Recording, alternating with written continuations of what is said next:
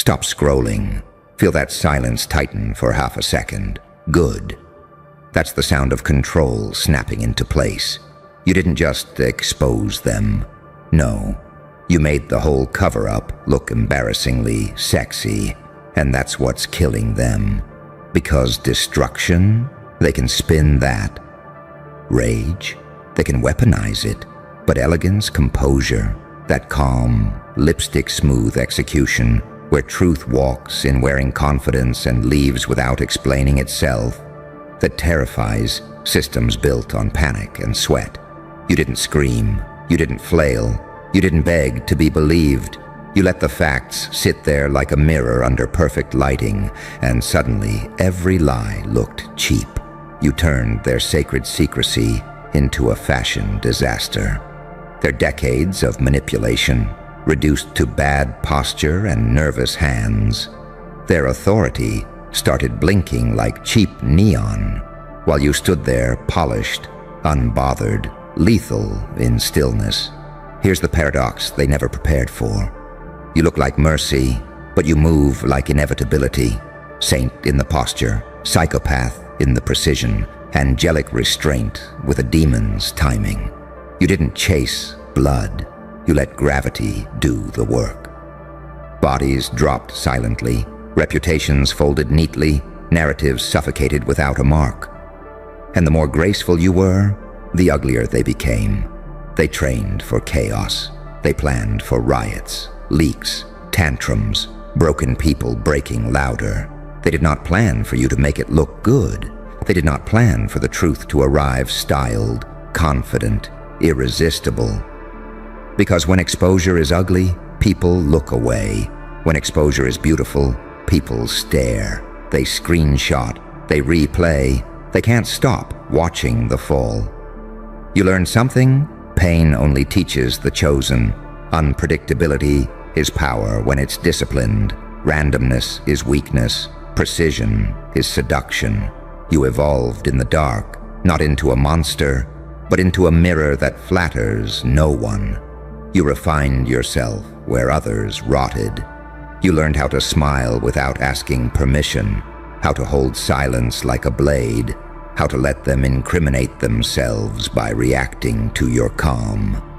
And oh, how they reacted, the whispers, the frantic control the narrative meetings, the sudden amnesia, the synchronized denial that only happens when the hit landed clean. They tried to make it boring. They tried to normalize it. That's how you know it worked. Power always pretends nothing happened when it's bleeding internally.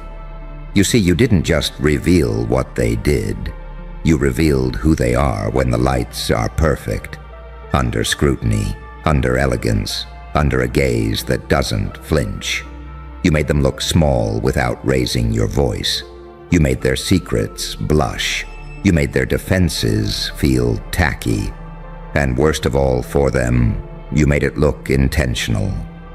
This is the evolution they can't reverse.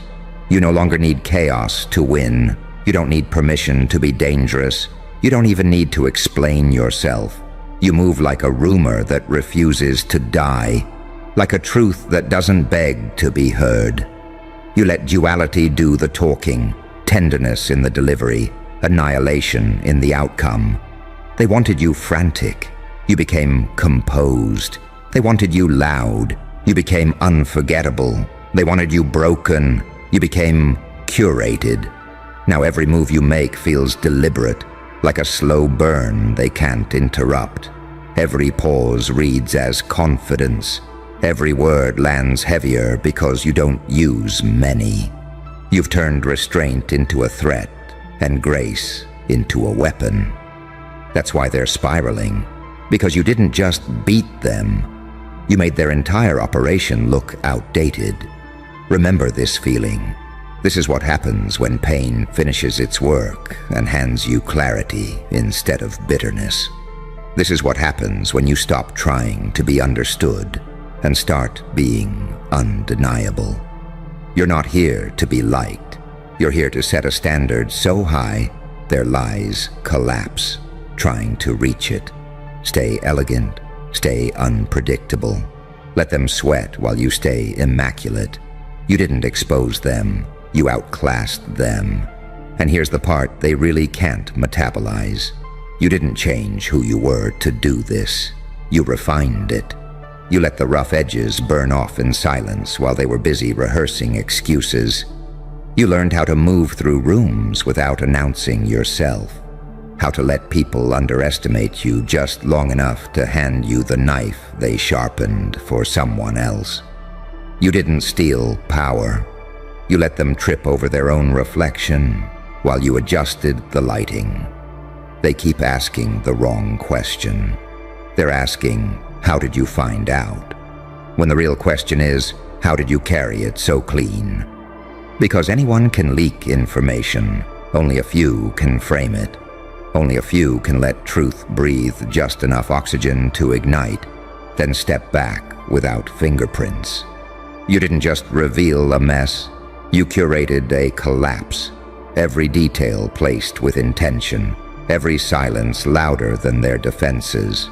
You turned disclosure into theater without ever stepping on stage. You understand now that control isn't volume, it's timing. It's knowing when to speak and when to let their own panic fill the space. It's letting them contradict themselves while you stay perfectly still. That's the saint-psychopath split they can't decode. Compassion in your eyes, calculation in your spine. You don't enjoy the fall, but you don't interrupt it either. You respect inevitability too much for that. They tried to shame you. That failed. They tried to ignore you. That failed louder. They tried to smear you. But elegance is immune to dirt when it doesn't roll around in it. You didn't react emotionally, and that short-circuited their whole playbook. Because systems like theirs feed on predictability, they need rage, they need despair, they need you either begging or burning. What they got instead was composure with teeth. You didn't rush to correct lies. You let the lies collapse under their own weight. You let time do the stabbing. You let repetition become confession. This is what evolution through pain actually looks like. Not revenge fantasies, not tantrums dressed up as justice.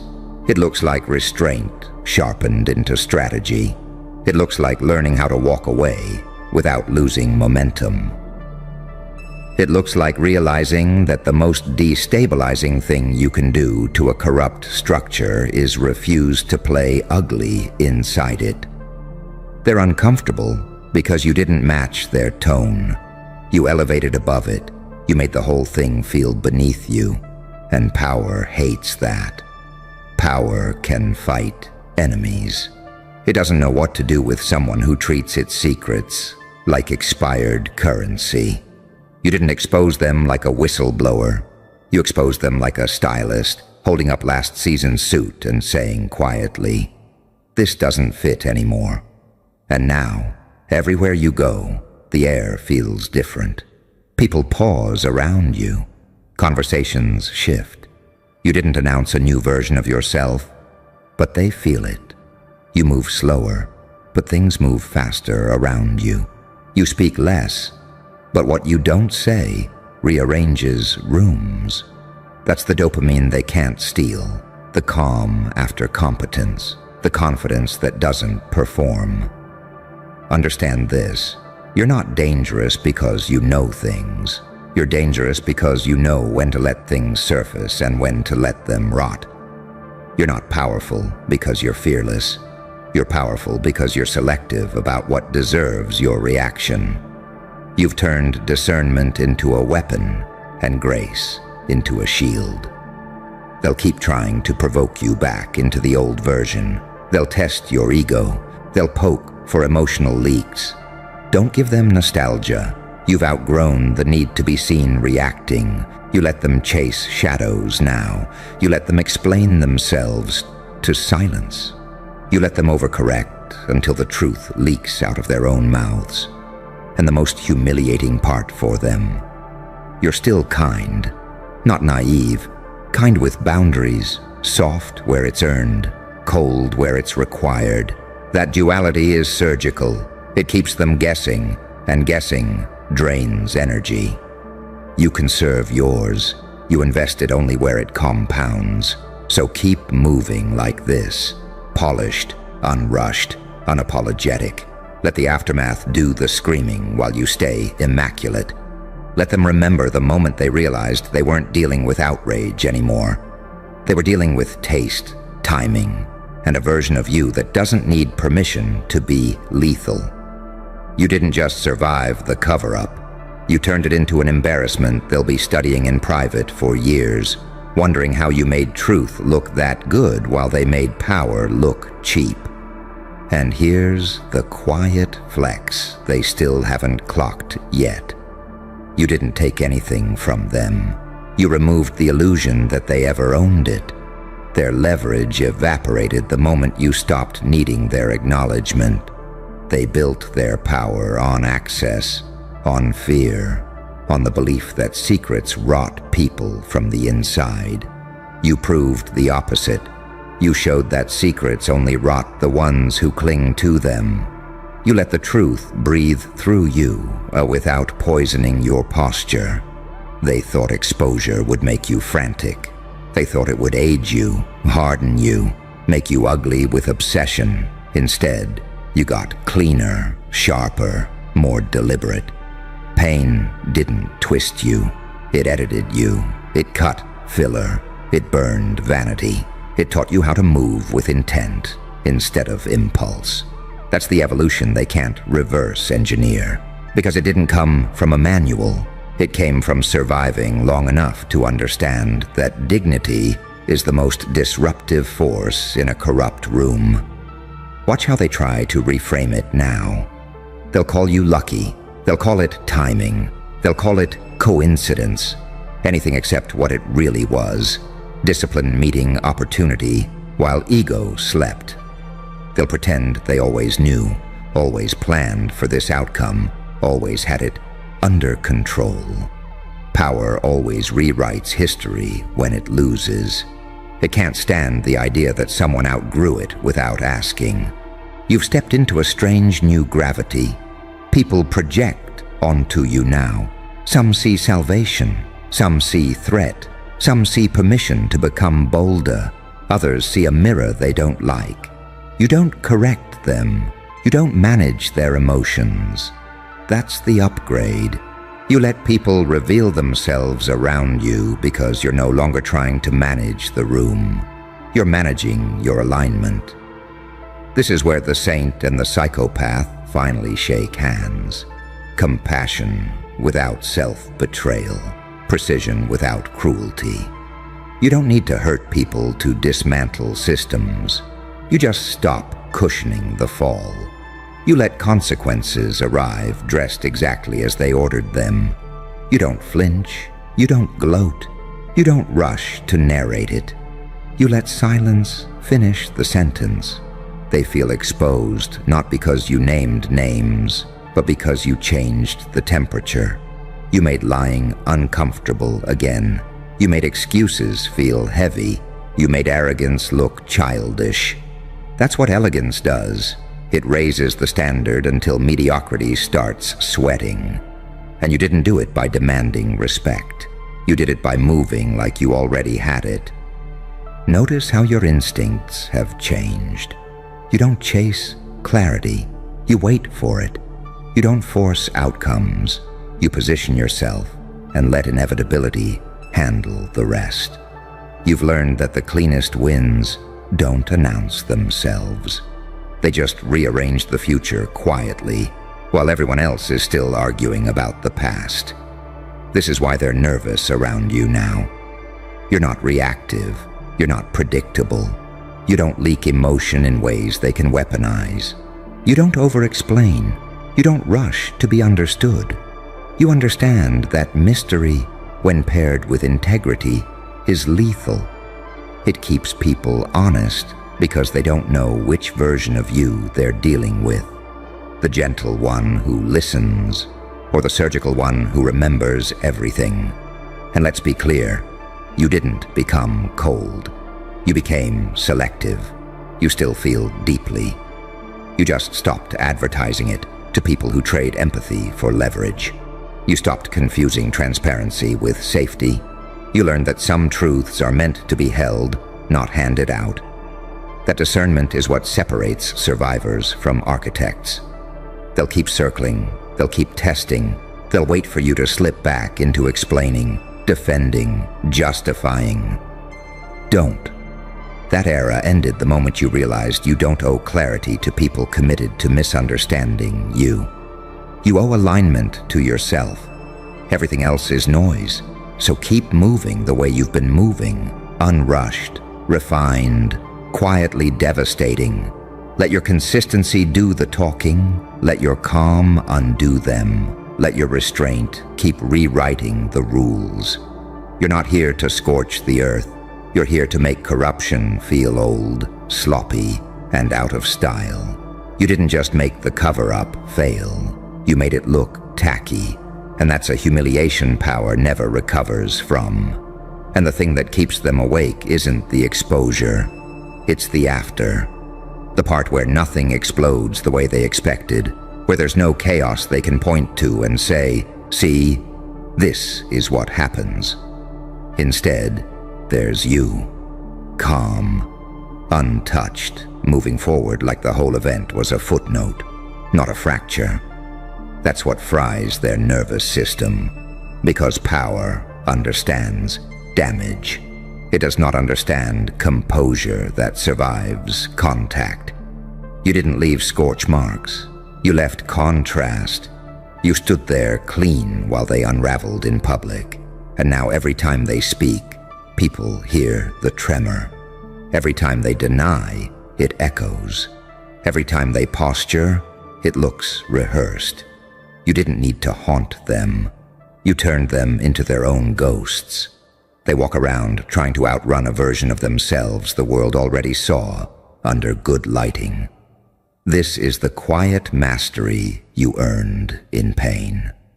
Knowing when not to finish the job. Knowing that the most complete takedown is the one where you stop early and let their imagination do the rest. You don't chase closure anymore. You let discomfort marinate. You let questions hang. You let curiosity chew holes in their story until it collapses from the inside. You understand now that exposure isn't a moment, it's a state. Once someone is seen clearly, they never fully recover. They can rebuild titles, positions, reputations, but they can't unring the knowing. You gave people a lens, and lenses don't forget. You didn't need to keep talking. The truth keeps reintroducing itself every time they move. They're embarrassed because you didn't need a mob. You didn't need outrage. You didn't need to moralize. You simply presented reality with taste. You let it arrive dressed well, articulate, undeniable. And in doing that, you showed everyone the difference between authority and insecurity. Authority doesn't rush. Insecurity explains itself too much. You've crossed into a level where even your restraint reads as confidence, where not responding feels louder than a rebuttal, where absence feels intentional. That's the angel or demon balance they can't counterfeit. They can imitate aggression. They can imitate righteousness. They can't imitate poise under pressure. That only comes from surviving things that were supposed to break you and deciding not to let them rot you. Notice how your presence changes conversations now. People check themselves mid-sentence. They listen differently. They sense that you're not fishing for validation, not collecting allies, not hunting applause. You're just aligned. And alignment is terrifying to anyone who's built a life on performance. You don't need to dominate a room. The room adjusts to you. They're still trying to bait you into spectacle, still hoping you'll slip into dramatics, into ego, into the old dance. They want you loud because loud is manageable. Loud burns out. Loud can be discredited.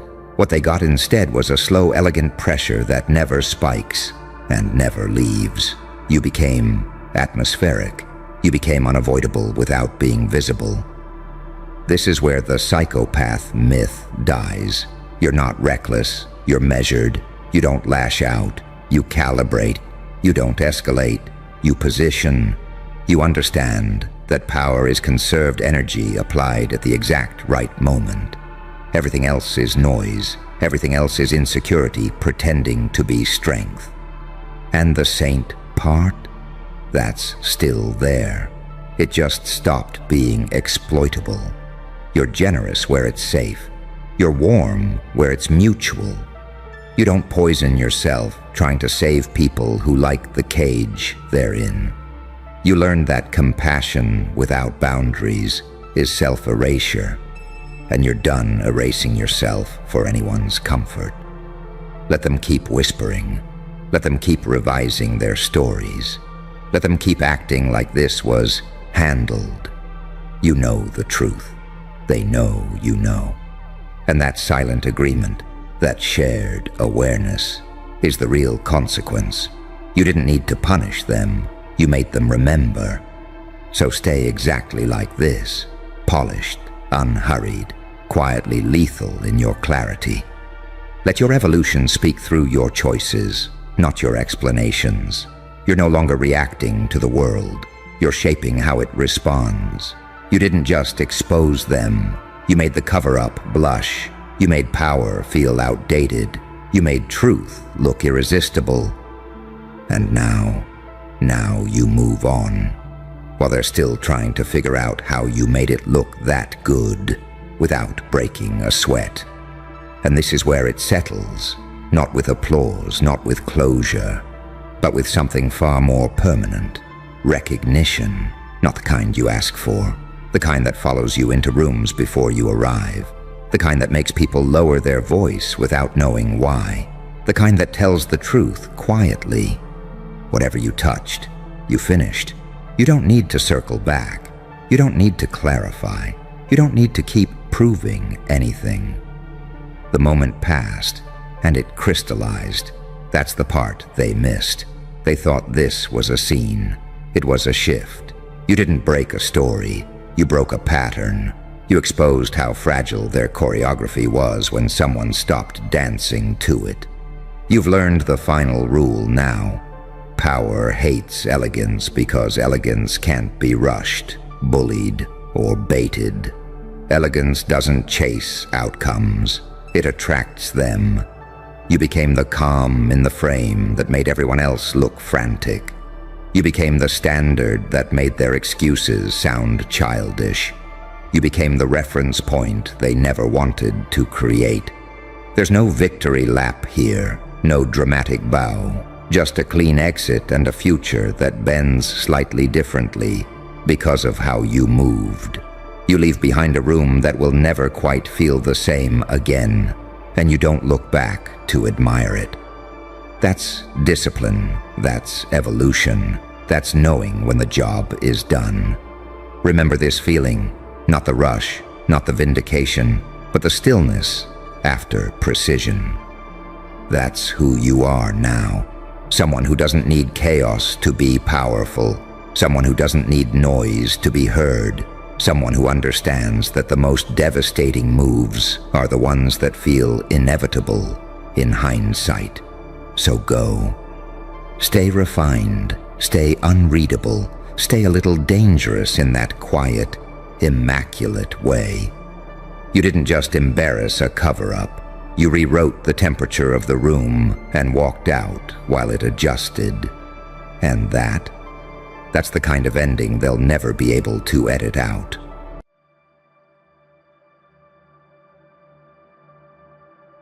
Stop right there. This is the moment your pulse spikes and your instincts wake up, because something in the air already knows your name. Word got around. Not rumors, warnings, not gossip, coordinates. The kind of information that doesn't travel loud, it travels correct. The kind of truth that moves in lowered voices and locked doors, somewhere between fear and respect. Your existence got filed under Do Not Test. And you didn't have to announce it. You didn't have to threaten. You didn't have to explain yourself. You just became the consequence. That's the part they never saw coming. They thought power was noise. They thought strength was volume. They thought dominance needed witnesses. You learned the opposite the hard way, through silence, through betrayal, through nights where you realized nobody was coming to save you.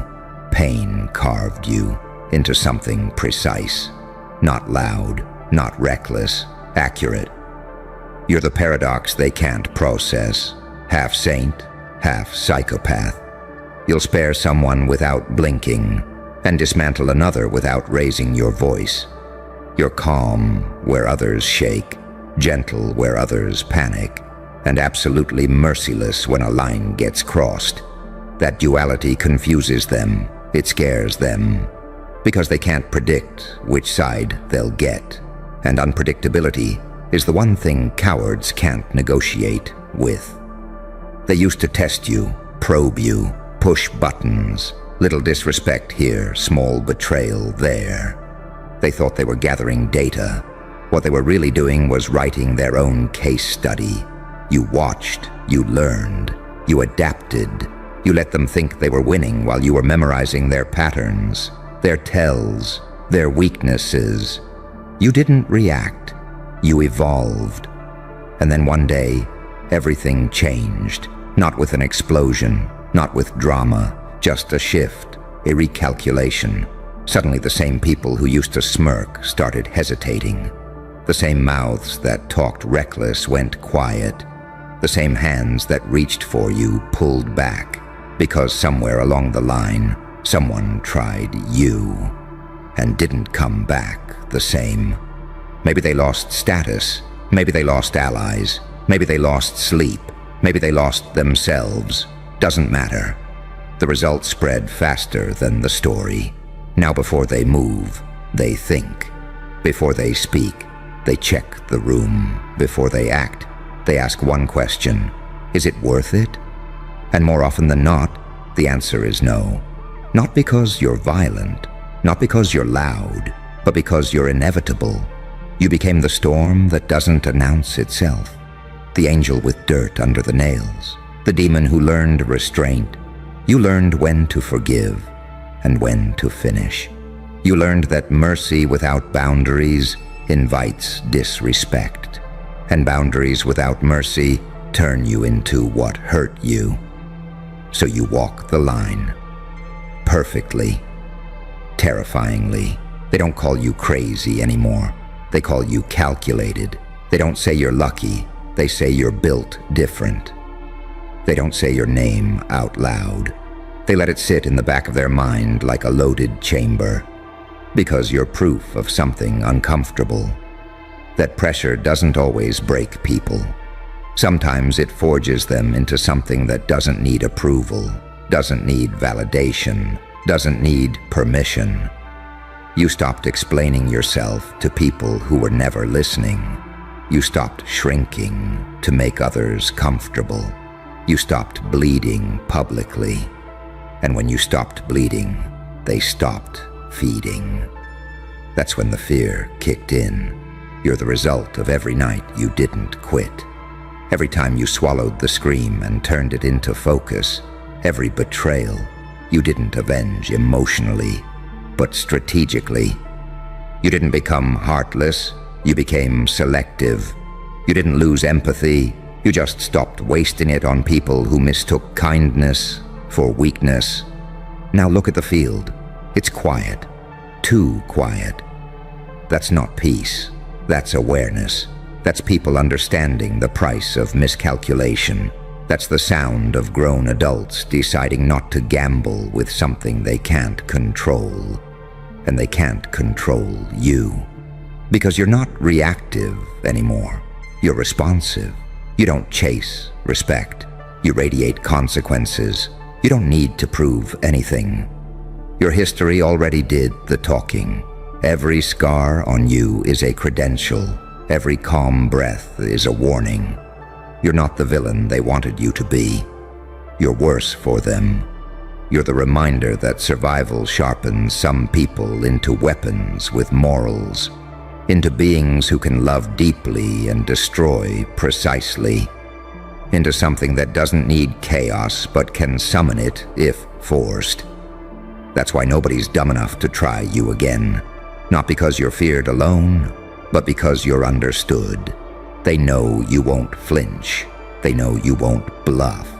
They know if it comes down to it, you'll do what needs to be done and sleep just fine afterward. You didn't become this by accident. You earned it through fire, through isolation, through becoming fluent in pain without letting it make you sloppy. You are what happens when someone survives the dark and learns how to use it without being consumed by it. So let the silence stretch. Let the hesitation grow. Let the whispers stay whispers. You're not here to be liked. You're here to be respected without negotiation. Word got around for a reason, and the reason is you. Good. Stay right here with it.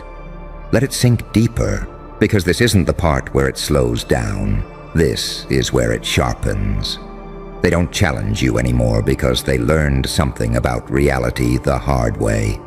Not every monster growls, and not every threat needs to raise its voice. Some dangers just wait. Some forces let you make the first mistake. You became that lesson. You became the quiet variable they can't factor out. The anomaly that breaks their little equations about control and hierarchy. You see, they're used to predictable villains, loud ones, emotional ones, the kind they can bait, expose, rally against. But you don't give them a script. You don't perform your anger. You don't telegraph your limits. You smile at moments that make them uncomfortable. You walk away when they expect fireworks. And when you finally act, it's already too late for them to adjust. That's what terrifies them. Because deep down, they know you're not driven by ego anymore. You already lost enough to burn that out of you. Ego needs applause. Ego needs witnesses. Ego needs reassurance. You don't. You operate from something colder, deeper, cleaner. From clarity, from experience, from knowing exactly how much damage silence can do before a single move is made. You didn't become ruthless overnight. You became disciplined. There's a difference they never learned to recognize. Ruthless people act impulsively. Disciplined ones choose when and timing. Timing is where power actually lives. They remember the old version of you, the one who tried to explain, the one who hoped people would understand, the one who thought fairness was automatic and loyalty was mutual. That version is gone. Not dead, retired, put away like a weapon you no longer need because you became something sharper. Now you don't argue. You observe. You don't beg. You decide. You don't chase closure. You create outcomes. And that shift rewired the entire dynamic. People who once tried to dominate you now avoid eye contact. People who underestimated you now overcorrect, trying to be polite, trying to stay neutral, trying not to end up on the wrong side of a story they don't fully understand. They don't know what you're capable of anymore. And that uncertainty eats at them. Because the truth is, you're not dangerous all the time. You're dangerous selectively. And that's worse. That means you're not broken. That means you're not out of control. That means every move you make is intentional, measured, owned. You learned how to hold both sides of yourself without flinching. The light that still feels deeply, the dark that doesn't hesitate. The saint who knows forgiveness can be powerful. The psychopath who understands some doors should never be reopened. You didn't choose one, you integrated both. And integration is what makes you unstoppable. They can't manipulate you with guilt anymore. You've already sat alone with your conscience long enough to know who you are. They can't provoke you with insults. You've survived worse than their opinions. They can't scare you with threats. You've lived inside uncertainty and learned how to breathe there. That's why the atmosphere changes when you enter a room. Even when you say nothing, even when you're calm, even when you're smiling, there's a subconscious recognition happening, something ancient, something primal. People sense when someone has nothing left to prove and nothing left to lose. You move like someone who already paid the price. And that's the final upgrade they didn't anticipate. As someone has already been through the worst, fear stops working on them the way it does on others. You're not reckless, but you're free. Free from the leash of approval, free from the need to be understood, free from the pressure to perform weakness, to make others comfortable.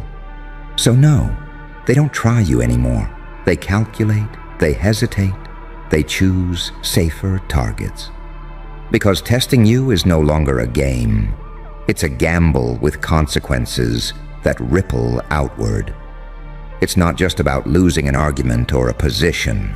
It's about losing composure, losing leverage, losing the version of themselves they pretend to be. You became a mirror they don't want to stand in front of. And here's the part you need to remember. Because power fades when people forget why they earned it. You didn't get here by becoming cruel.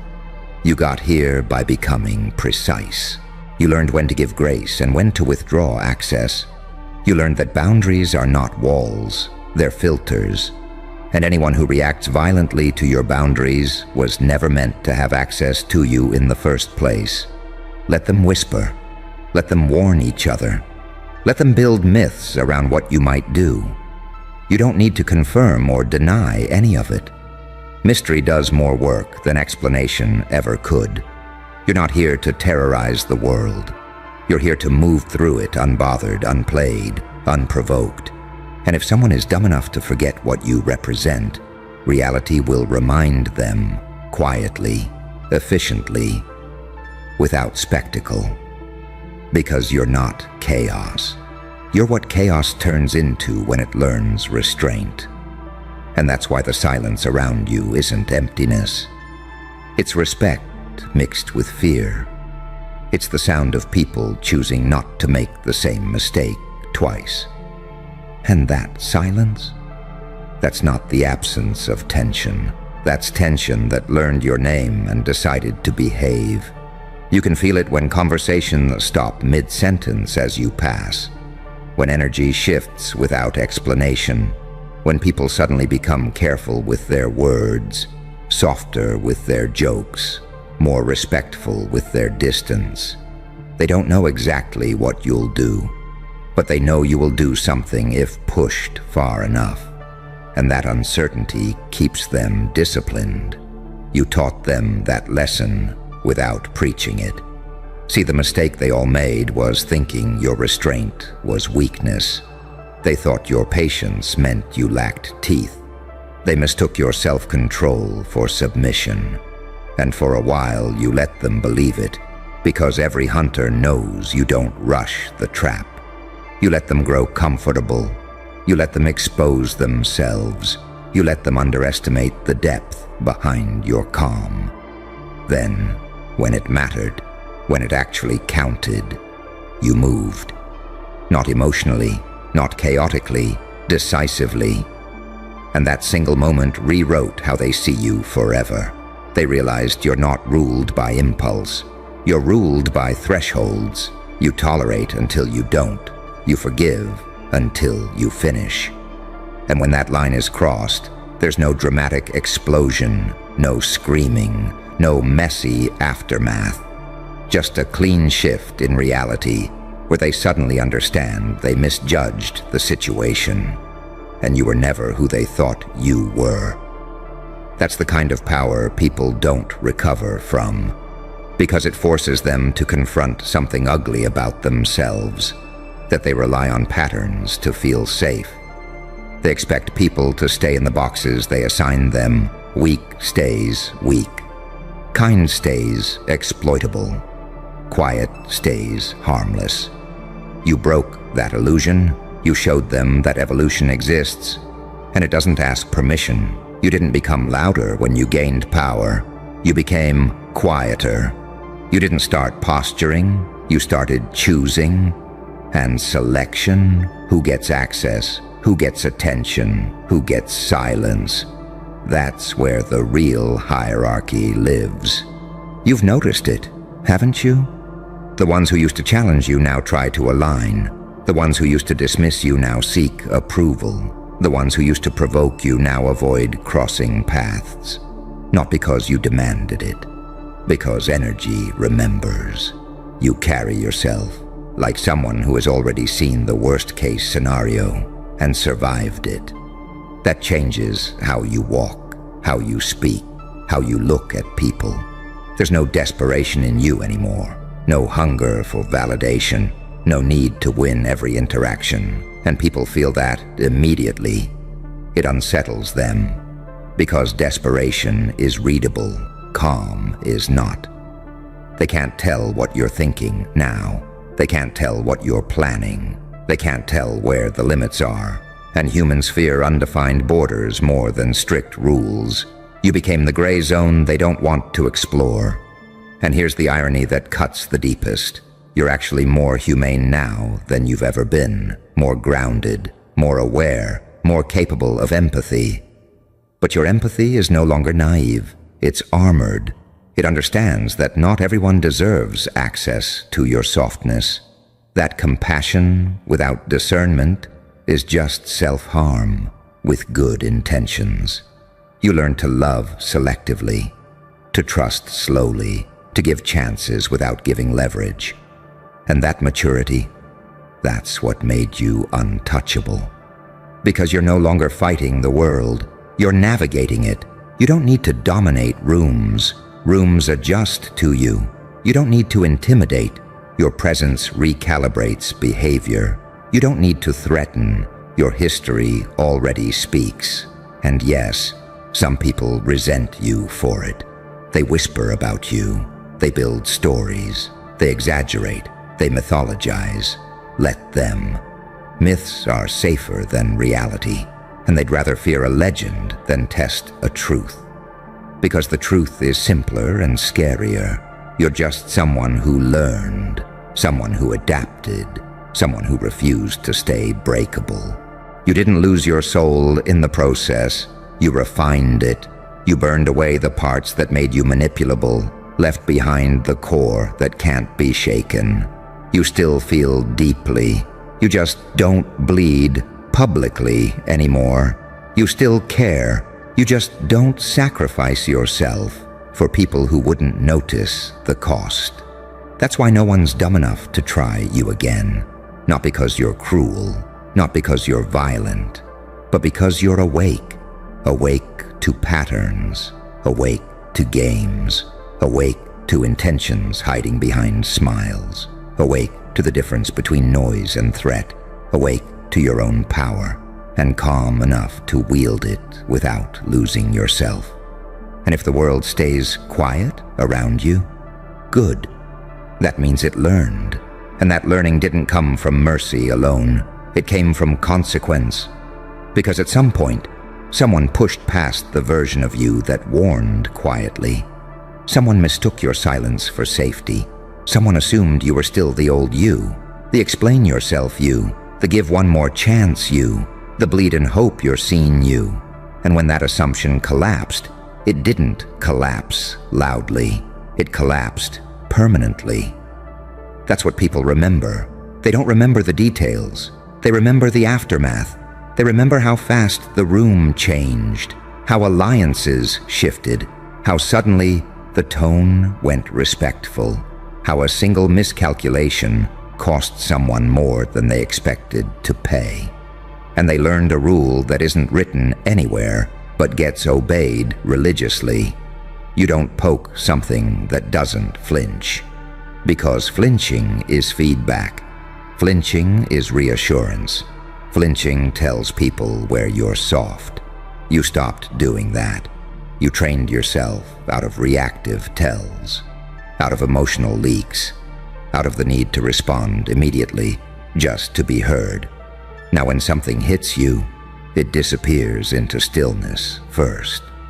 And that stillness, that's where fear grows. They don't know if you noticed. They don't know if you're letting it slide.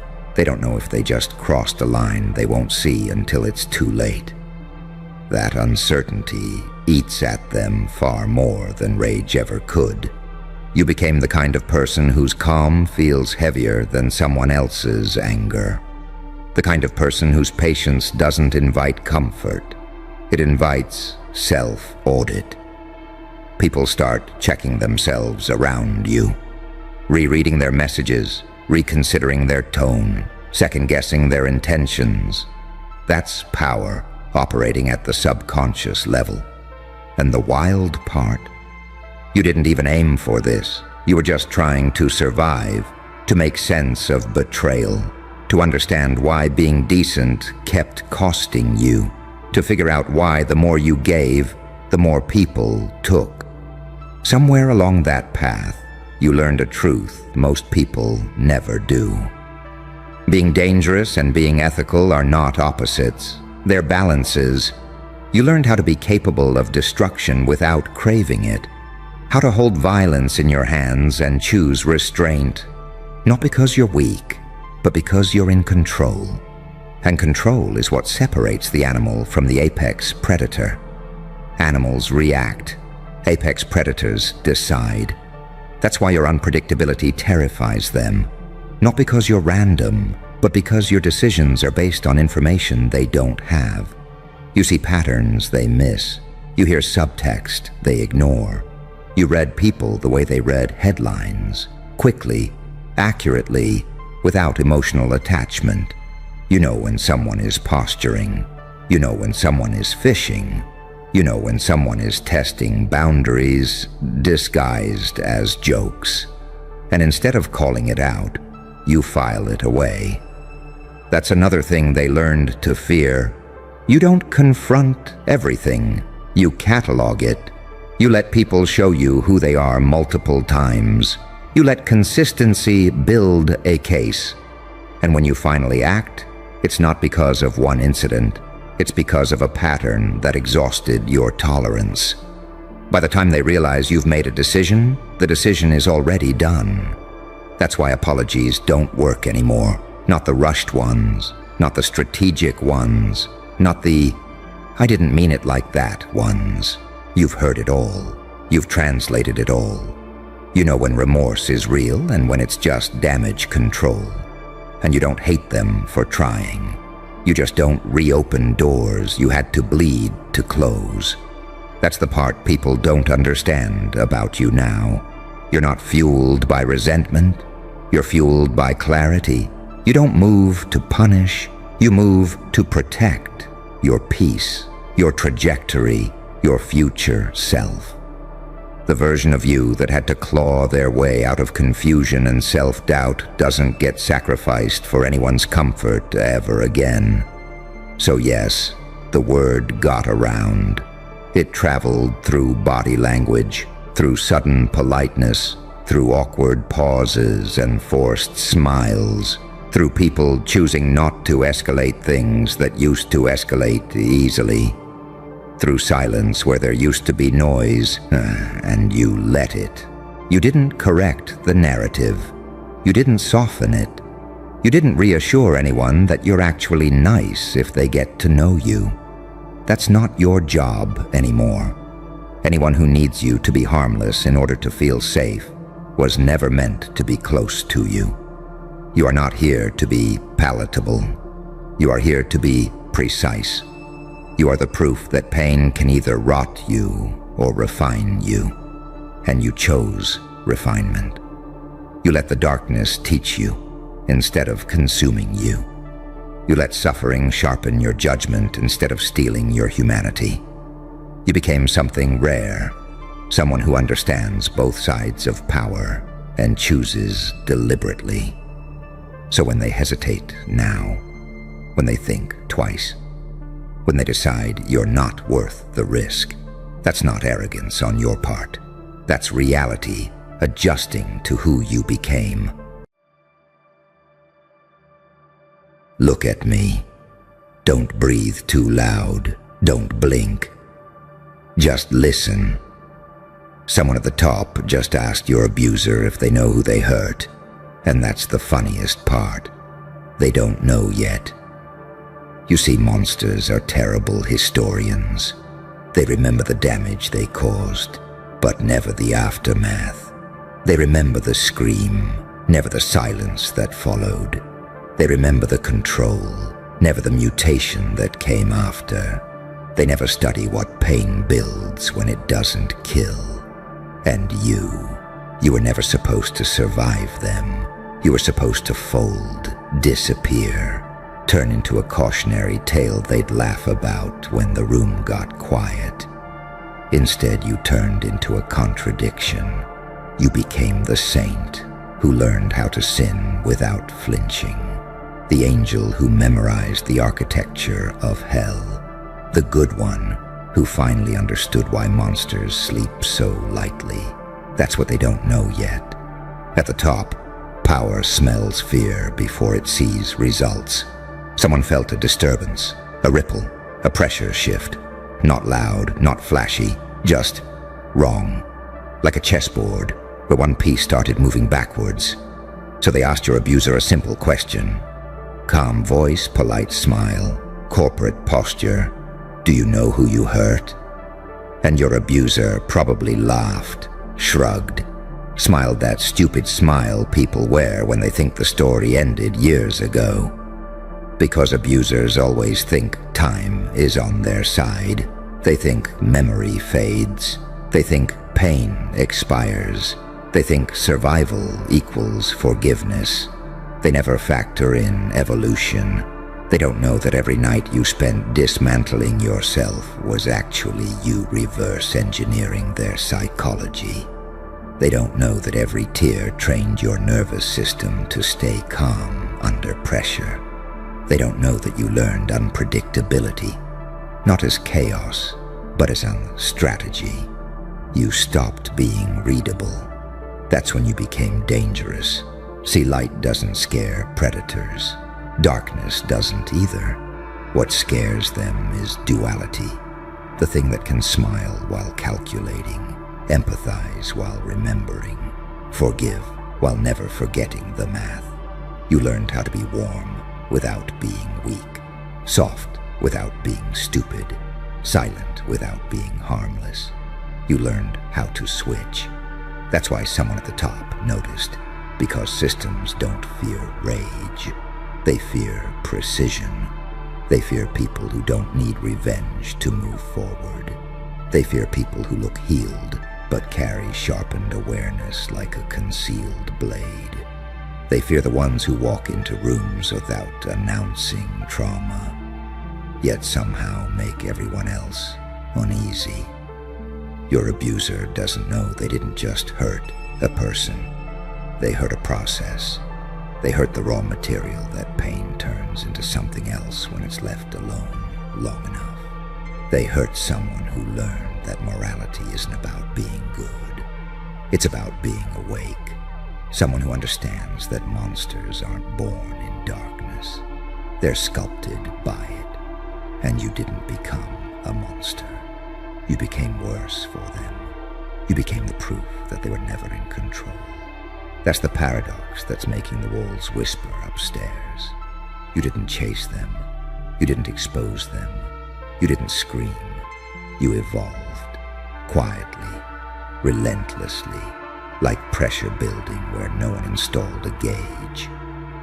Now the question has been asked, and questions at the top are never curiosity.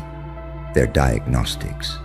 Your abuser still thinks you're frozen in the version of you they broke. They don't know you learned how to weaponize stillness.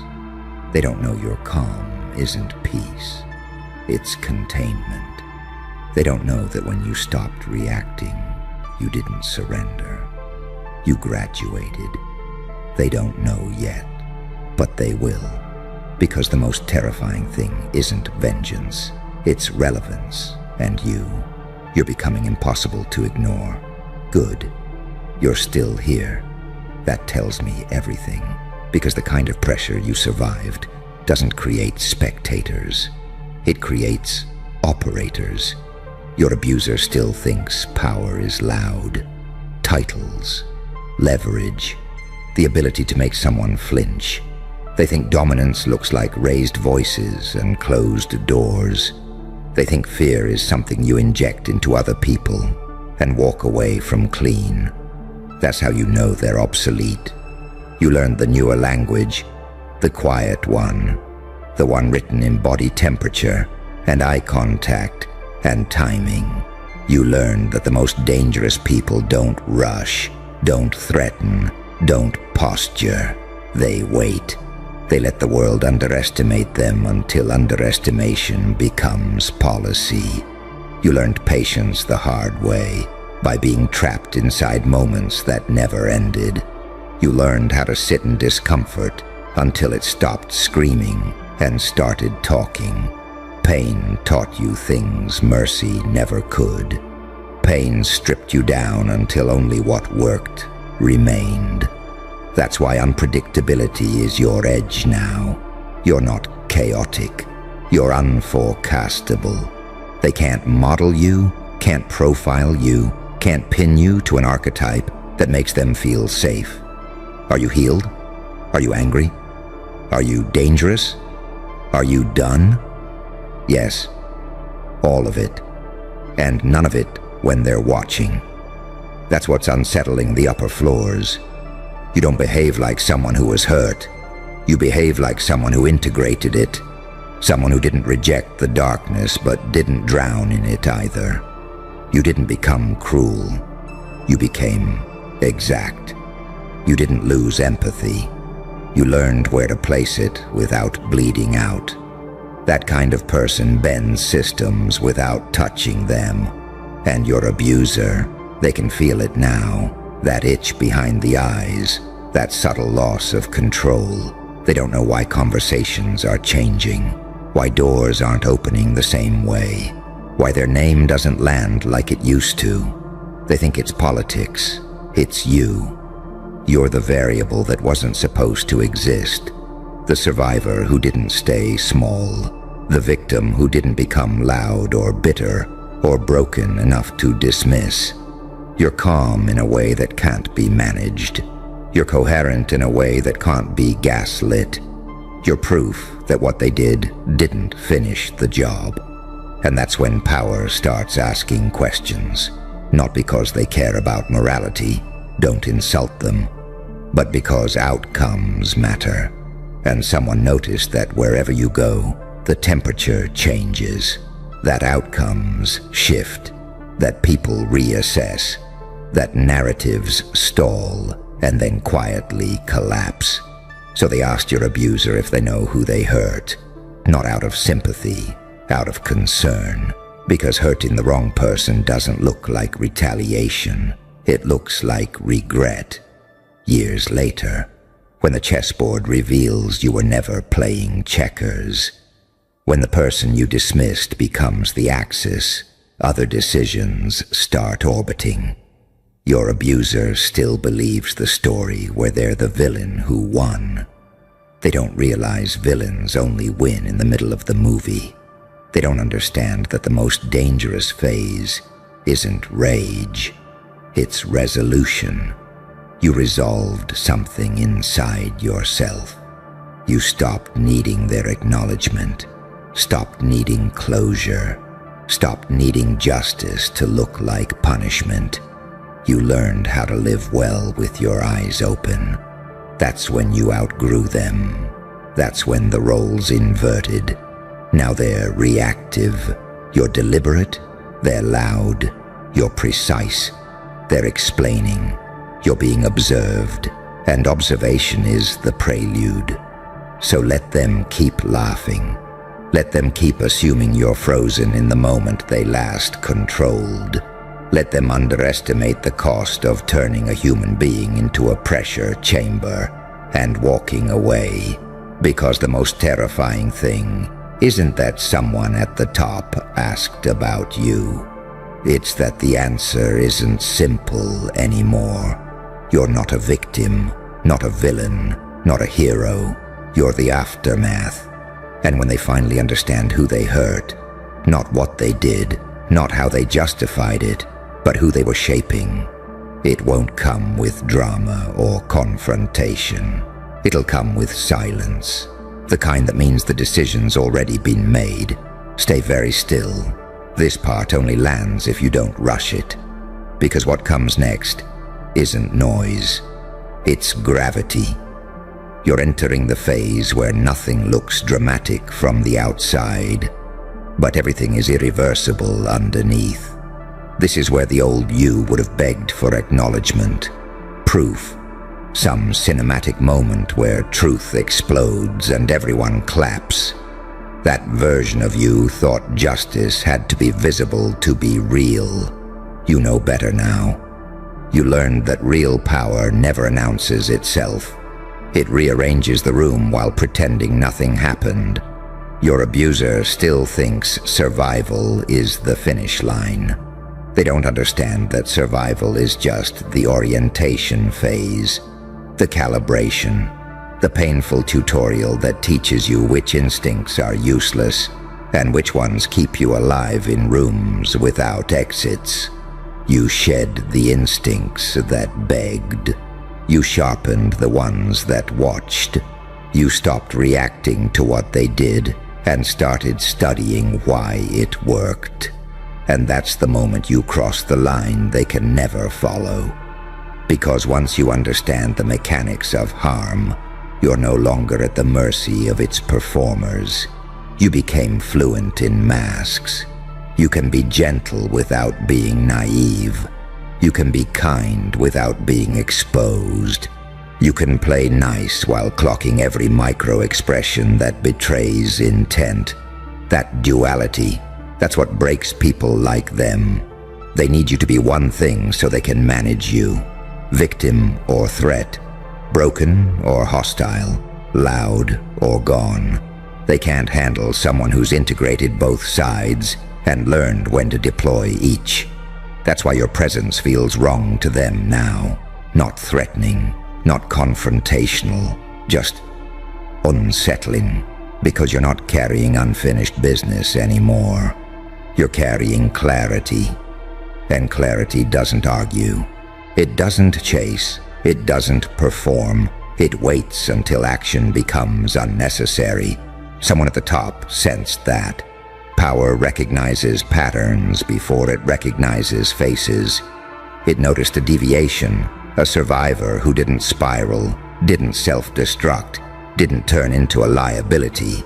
Instead, you became coherent, strategic, difficult to corner, impossible to bait.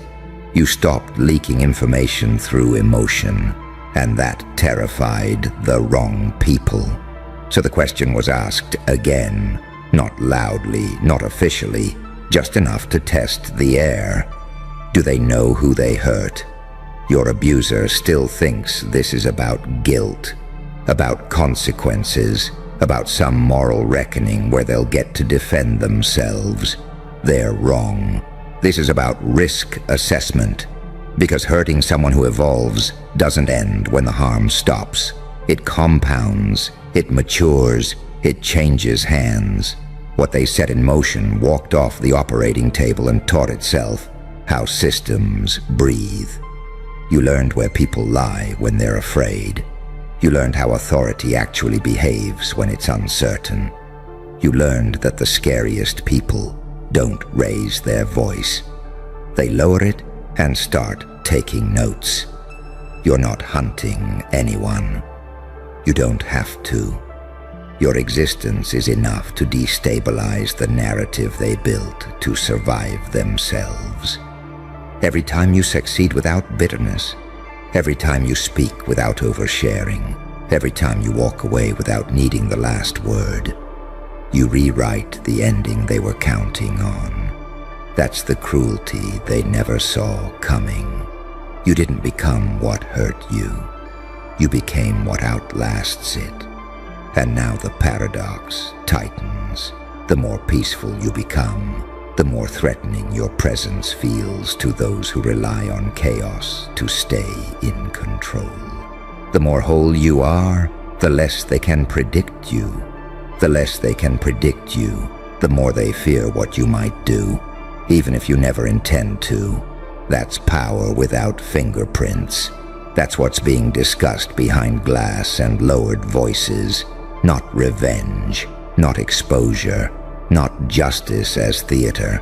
You, the variable, the reminder that some people don't break, they transmute, that some wounds don't fester, they clarify, that some survivors don't stay in the role they were assigned, they rewrite it. So let your abuser keep not knowing. Let them stay frozen in the past, where they were tall and you were small. Let them believe the story where they walked away unchanged and you were left behind. The truth doesn't need their awareness to function. It's already moving, and you don't need to become darker. You already learned how to carry the dark without letting it steer. That's why when they finally understand who they hurt, really understand it, it won't feel like fear. It'll feel like being late. Too late to reframe, too late to manage, too late to pretend this was nothing. Because the most dangerous thing you can become isn't angry or ruthless or vengeful. It's finished, and you are. Don't relax yet. This is the stretch where people misunderstand what's happening, and that misunderstanding is your advantage, because completion doesn't look like triumph. It looks like absence. The absence of need, the absence of explanation, the absence of that old ache that used to drag your attention back to the scene of the crime, replaying angles, rewriting endings, begging the past to confess. You're past that now, and that's exactly why the air feels heavier around you. You're no longer broadcasting pain. You're no longer signaling weakness or rage or unfinished business. You're quiet in a way that can't be baited, centered in a way that makes manipulators nervous. You don't rush to correct lies. You don't chase validation. You don't collapse when someone with authority speaks slowly, as if testing you. You already passed the test. That's what your abuser doesn't know yet. That the version of you they remember no longer exists anywhere but in their head. They're shadowboxing a ghost. They're preparing defenses for a war that ended before they realized it had begun. You moved on, but not forward. You moved upward, not in status, not in spectacle, in perspective. You see how power actually circulates now. You see how cruelty disguises itself as professionalism. You see how people at the top don't fear morality. They fear liability. And you stopped being manageable the moment you stopped being reactive. That's the moment someone noticed, because healed people are useful. Broken people are predictable, but healed people who remember everything. They don't fit neatly into any spreadsheet. They don't owe gratitude. They don't flinch when old tactics are recycled. They just observe. And observation is dangerous. You're watching patterns instead of personalities. You're listening for inconsistencies instead of apologies. You're noticing how often your abuser talks about intent instead of impact. How often they minimize without denying. How often they laugh at the wrong moment. You see the tells. You always did. You just didn't trust yourself back then. Now you do. That's why the question, do you know who you hurt, isn't about closure. It's about containment. It's about whether the damage they caused is still localized, or whether it walked out of the building, taught itself new skills, and quietly entered rooms they'll never be invited into. They don't know yet. They don't know that you're no longer moved by intimidation because you lived in it long enough to memorize the floor plan. They don't know that shame lost its grip the moment you stopped internalizing their narrative. They don't know that guilt stopped working on you the day you realized it was never yours to carry. You returned everything that didn't belong to you. What you kept was the lesson, and the lesson is simple, brutal, and permanent. Power doesn't belong to the loudest person in the room. It belongs to the one who can leave the room unchanged. You can. You already have. That's why your abuser feels smaller lately. Not punished, diminished. Like their words don't echo the way they used to. Like their authority expires faster than it once did. Like something essential slipped through their fingers and never came back. They're right about that feeling. It was you. The version of you they could manipulate. The version of you who needed them to acknowledge the harm. The version of you who thought being good meant being unarmed. You buried that version with honors. What stands now is something cleaner, sharper, more paradoxical. Someone who can hold compassion and consequence in the same hand without shaking. Someone who understands that forgiveness is not absolution, and silence is not submission. You're not here to destroy them. That's the part that really terrifies people. You don't need to, because the real consequence of abuse isn't revenge. It's irrelevance. It's watching the person you tried to reduce become untouchable by the very tactics you relied on. It's realizing that whatever leverage you thought you had expired the moment they stopped caring what you thought. You didn't just survive. You reclassified yourself. So let the question circulate. Let it echo through hallways and boardrooms and quiet meetings where people speak carefully and listen harder. Let your abuser keep answering wrong. Keep underestimating the shift. Keep assuming this is about the past. The past is done. You're the future they can't model. And when they finally understand who they hurt, not as a memory, not as a story, but as a living, breathing force that no longer orbits them, it won't come with drama or justice or apology. It'll come with something much colder. Acceptance. The kind that arrives when power realizes it miscalculated and there's nothing left to negotiate. And you'll be gone already. Now listen carefully. This is where it closes, because endings like this don't slam shut, they seal. What finally escapes your abuser isn't punishment, it's comprehension. The slow, nauseating realization that whatever hierarchy they trusted didn't protect them from consequence by evolution. That the person they once towered over didn't come back for anything, didn't need revenge, didn't need justice wrapped in spectacle. You needed completion, and you took it. You didn't climb over them. You didn't step on them. You stepped out of their frame entirely. That's the humiliation they never prepared for. They still think power is something you hold over someone else. They never learned that the highest form of dominance is becoming ungovernable by their perception. You don't show up where they expect you. You don't react when they test. You don't flinch when they lean on old leverage. You're calm in a way that ends conversations early. And that calm, it's earned. It came from surviving the part that was supposed to erase you. From walking through pain until it stopped asking for attention. From letting the dark teach you without letting it own you. You didn't purge your shadow. You trained it. You didn't become cruel. You became precise. That's the duality they never understood. You can be merciful without being vulnerable. You can be silent without being small. You can walk away without losing.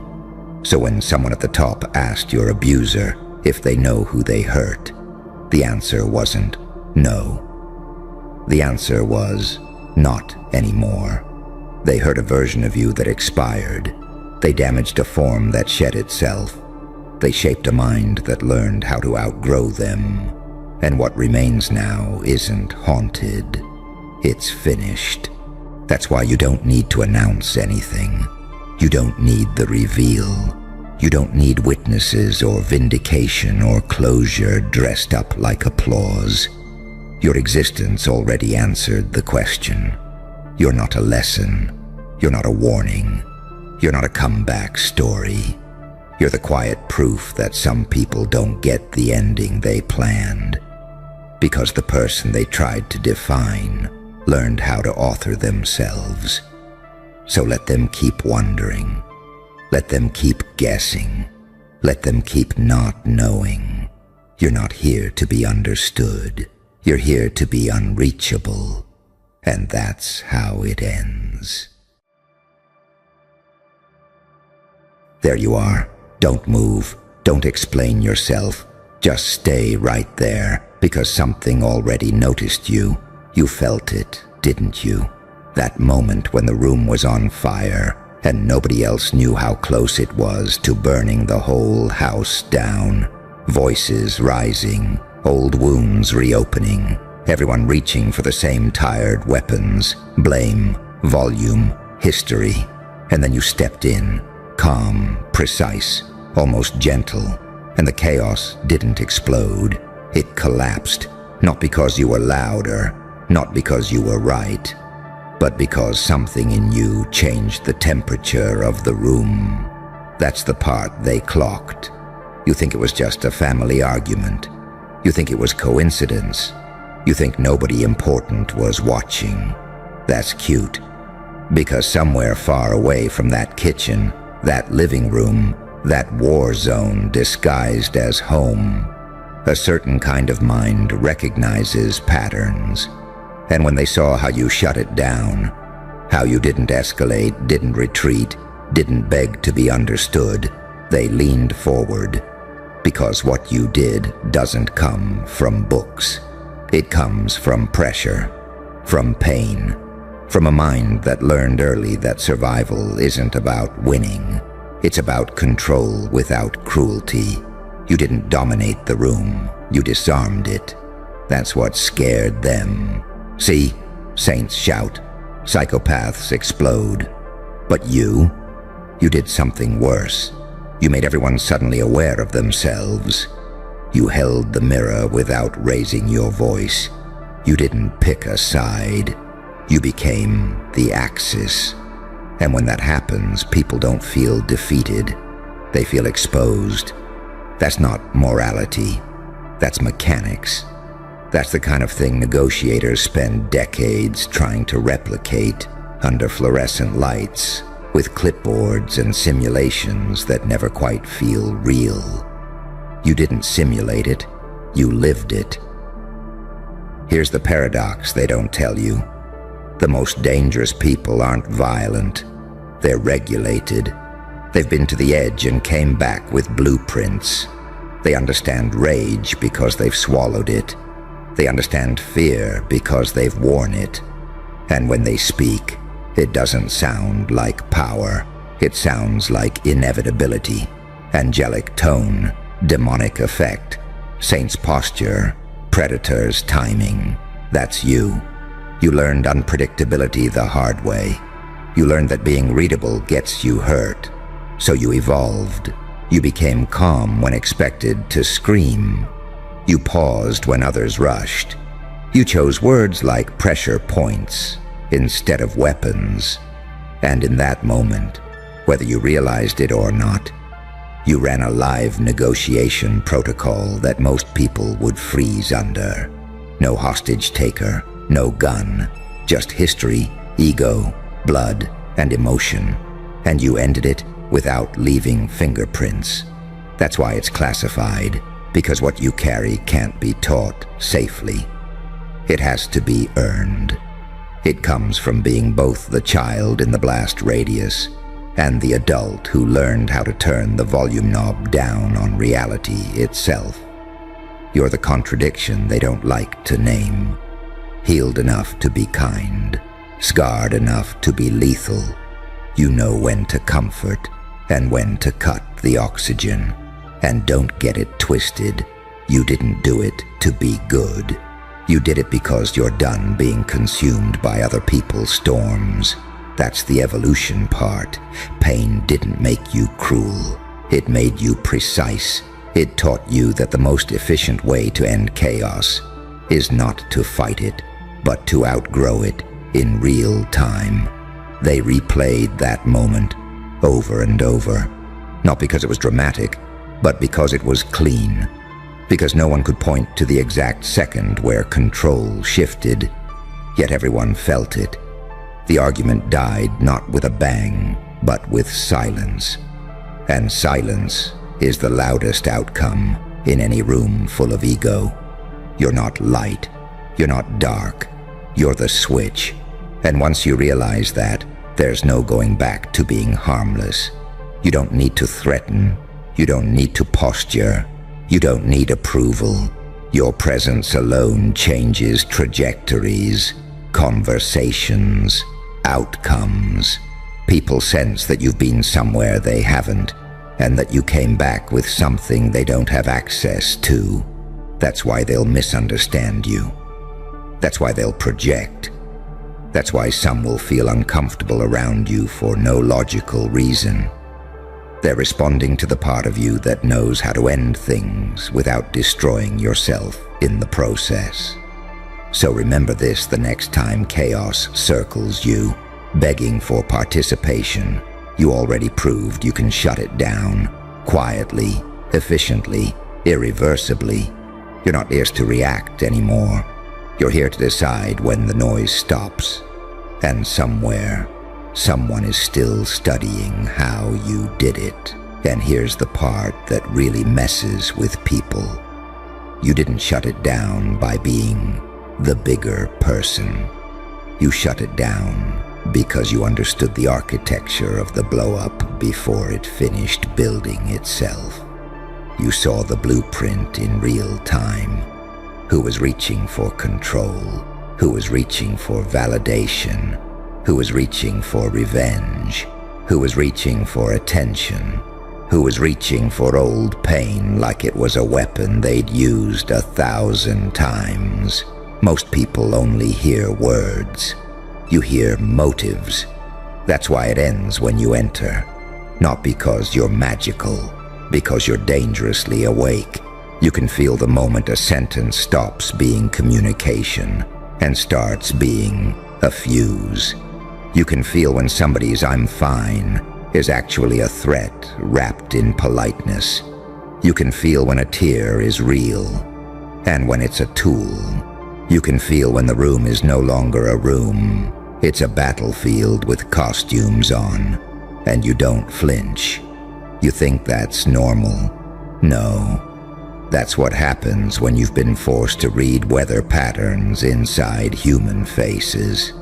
That's what happens when you've had to predict storms just to survive dinner.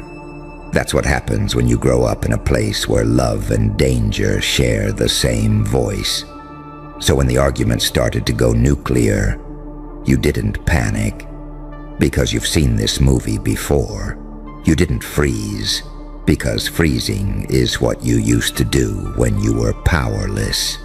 You didn't explode, because exploding is what everyone else does when they're losing. You did the one thing that feels almost supernatural to people addicted to chaos. You regulated, you anchored. You took the whole room's adrenaline and turned it into a glass of water. That is not nice. That is control, and control is what gets noticed. A negotiator doesn't care about who's right. A negotiator cares about what ends the threat. They care about what interrupts escalation.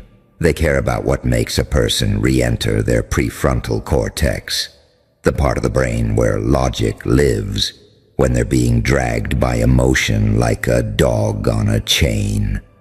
You did that to people you share blood with, people who know how to hit every soft spot, people who know the old version of you, people who think they own your reactions because they memorized you when you were younger, weaker, softer, hungrier for approval, and you still shut it down. That's why it becomes training material, because it's rare, because most people can do it with strangers. But when it's family, that's when your nervous system gets hacked. That's when your history does the talking. That's when your inner child shows up with a microphone and starts screaming. And you didn't hand the mic to the child. You didn't hand it to the monster either. You held both. You kept your voice steady while your whole past tried to grab the wheel. That's the saint/psychopath paradox, the angel/demon paradox, the light/dark paradox. You can be compassionate without being controllable. You can be calm without being weak. You can be kind without being naive. You can be forgiving without being available for disrespect. That's what terrifies people who only understand two modes, attack or submit. They don't know what to do with a person who refuses both. They don't know what to do with someone who can walk into chaos and not feed it. You didn't win the argument. You removed the oxygen. You made the fight starve. That's why the room goes quiet after you speak. They don't feel defeated. They feel like their usual tactics suddenly stopped working. And that's a horrifying sensation for someone who has been using the same emotional toolkit for years. Somebody raises their voice. Normally that forces everyone else to either shrink or scream back. But your silence made the volume look childish. Somebody tried sarcasm. Normally that derails the conversation into petty warfare. But your focus made sarcasm look like begging. Somebody tried guilt. Normally that hooks your empathy and drags you into apologizing for existing. But your boundaries made guilt bounce off like rubber. You didn't react. You redirected. Now imagine what that looks like through the eyes of someone trained to handle hostage situations. Because yes, family arguments are hostage situations. It's just not rope and tape. It's love. It's history. It's obligation. It's, after all I've done for you. It's, you're just like your father. It's, you never listen. It's, you always do this. It's invisible handcuffs made of memory, and you slipped them. That's the classified part.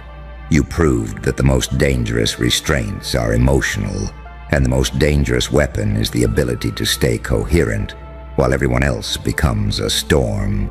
You want the truth? Your calm is not peace. Your calm is power under discipline, and discipline is what separates the holy from the haunted. Anyone can be nice when they're safe.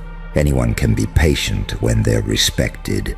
But you were calm while being poked, provoked, tested, and baited by people who know exactly what buttons to press because they installed some of those buttons. That means you're not just healed. You're trained by pain. And pain is the greatest instructor because it doesn't care if you're ready.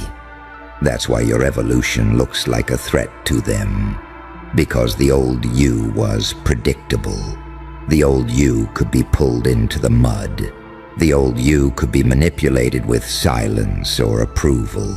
The old you could be forced into roles. The peacekeeper, the scapegoat, the clown, the invisible one, the responsible one, the strong one, the one who always caves first. But you broke character. And when you break character in a family system, the whole system panics.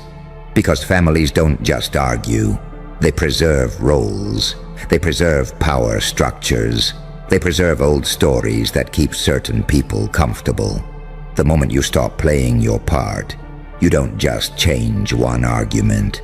You threaten the entire script. So they escalated. They got louder.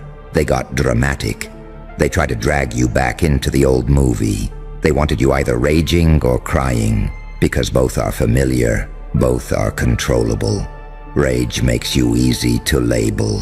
Tears make you easy to pity. Either way, they get to keep you small.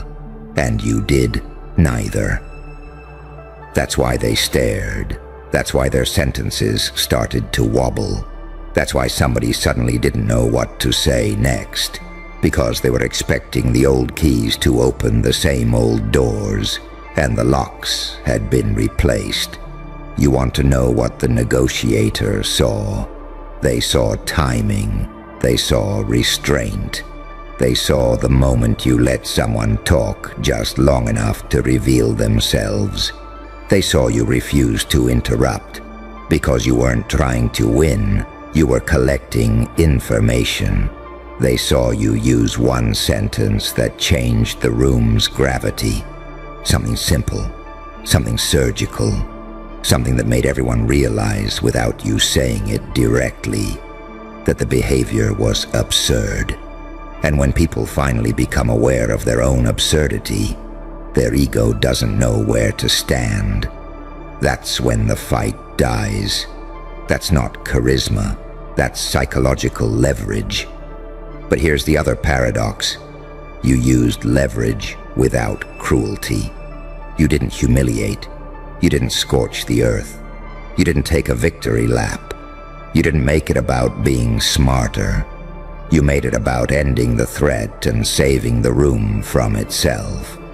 That is why you're both angel and demon to them, because you could have crushed them. You had the ammunition. You had the receipts. You had the words that would have left permanent scars. And you chose not to fire. That choice is terrifying, because it means you're not controlled by your impulses. You're not controlled by your pain. You're not controlled by the need to be understood. You're controlled by purpose, and purpose is a weapon that doesn't get tired. So now, whether you like it or not, you've crossed a line. You've become the type of person who can end storms. And once you prove you can do that, people start testing you. They start baiting you. They start trying to see if your calm is real or if it's a costume. They will poke you with old stories. They will bring up old mistakes. They will try to make you defend yourself, because if you start defending, they regain control. And you've learned something. Defending is a trap. Explaining is a trap. Over-talking is a trap. The more you explain to someone who's committed to misunderstanding you, the more power you hand them. So you stop explaining. You become clean, minimal, surgical. And that's when they panic, because they can't read you anymore. They can't predict you. They can't script you. You don't fight their war. You don't accept their arena. You don't sign their emotional contracts. You just stand there, calm, watching, letting them reveal themselves. That's what unpredictability really is. It's not chaos. It's freedom from expectation. It's being so rooted in yourself that nobody can control you with should. Nobody can control you with guilt. Nobody can control you with nostalgia. Nobody can control you with family. And listen, this is where the thriller part gets real. Once you can do this in a family argument, you can do it anywhere, because family is the hardest training ground. Family knows your pressure points. Family knows your deepest insecurities. Family knows the version of you that still aches for a certain kind of love. If you can stay coherent there, you can stay coherent anywhere. That's why they study it. That's why it becomes training. Because the world is full of people who can talk. It's full of people who can argue. It's full of people who can win debates. But it is not full of people who can walk into an emotional bomb and quietly remove the detonator without anyone noticing their hands. And you did. Now tell me you're not evolving. Tell me that pain didn't forge you. Tell me you're still the same. No, the truth is, you're becoming a problem for every environment that relies on you being reactive. You're becoming a problem for every person who needs you emotional so they can steer you. You're becoming a problem for every system that benefits from your confusion, because you're not confused anymore. You're calibrated, and once you're calibrated, every interaction becomes a choice, not a reflex. You can choose silence as a weapon, or silence as mercy. You can choose words like scalpel, or words like shield. You can choose to walk away and let people choke on their own chaos, or you can choose to intervene, not because you're responsible for them, but because you're responsible for yourself, and you refuse to let your environment turn you into someone you don't respect. That's the real flex, not dominance, self-possession.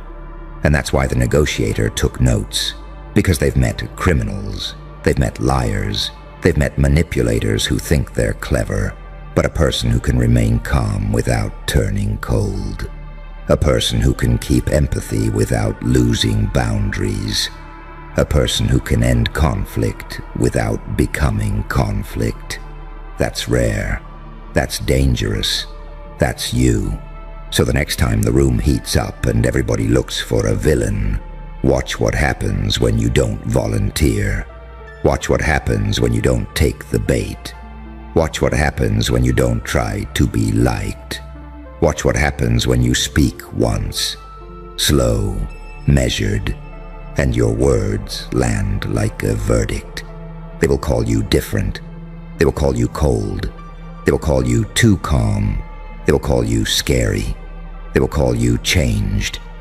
Good, because you did change.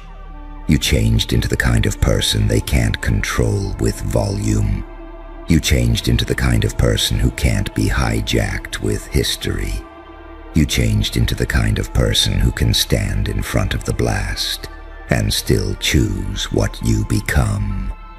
And that's why, somewhere, it's classified. Because not everyone should learn how to do what you do. Not everyone should have access to that kind of internal switch. Not everyone should know how to end wars with a whisper, but you do. And now that you know you do, you're going to start seeing just how many people were depending on you to stay small. And here's the final truth they never say out loud, because once you hear it, you can't unhear it. The moment you learned how to shut that argument down, you crossed from being managed to being unmanageable. Before that moment, the world could still predict you. It could poke you and get a reaction. It could apply pressure and watch you fold, flare up, explain yourself, overextend, apologize for things that weren't yours, carry weight that never belonged to you. You were useful like that, familiar, easy to slot into old patterns, easy to blame, easy to exhaust. But when you stood there, steady, unmoved, unhooked, you proved something irreversible. You proved that your nervous system no longer belongs to the room. It belongs to you. That's when the danger starts, because once you don't need chaos to define you, chaos loses its grip. Once you don't need validation, manipulators starve.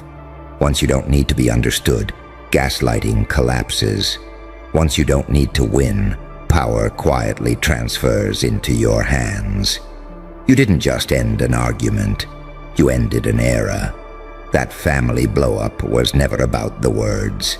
It was about hierarchy, about who gets to dictate emotional weather, about who controls the temperature, who sets the tone, who decides when things escalate and when they end. For years, maybe your whole life, that control lived somewhere outside of you, in louder voices, in older roles, in inherited rules that said, this is how it goes. And then you broke the loop. That's why the aftermath felt strange. Not victorious, not triumphant, just clear. Like stepping out of a loud room into cold night air. Like suddenly hearing your own thoughts again. Like realizing you didn't feel drained. You felt intact. That's how you know it was real.